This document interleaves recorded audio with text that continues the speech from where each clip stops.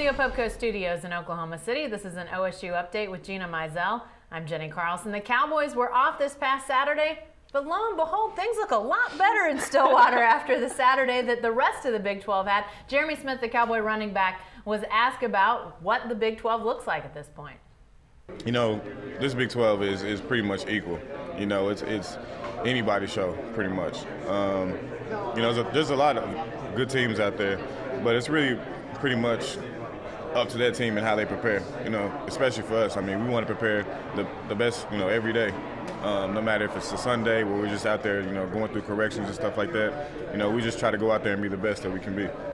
Well, Gina, after the way that the last few games went for the Cowboys, it looked like the way that they were going to play was probably not going to be good enough. That perception really has changed. Yeah, I mean, you look at what Kansas State did against Baylor, hanging tough with that powerful offense and had a chance to win that game in the fourth quarter. And so Cowboy fans, I think, feel a lot better about that game against Kansas State. Some people thought that was a lackluster performance and weren't too fired up about beating a team that people thought would finish in the bottom half of the Big 12 by 4 points at home and needing to come back. And then, yeah, you look at what the OU-Texas game, and Texas Tech struggled with Iowa State, and TCU struggled with Kansas. And so I think we're just seeing what we thought we would see from the Big 12, and that's this wide-open race. And certainly one loss doesn't put you out of it. Now, of course, Texas Tech, and Baylor are certainly in the driver's seat right now because they haven't lost a game yet, but all those teams are still on Oklahoma State's schedule, so they're still very much, surprisingly, in the thick of this thing.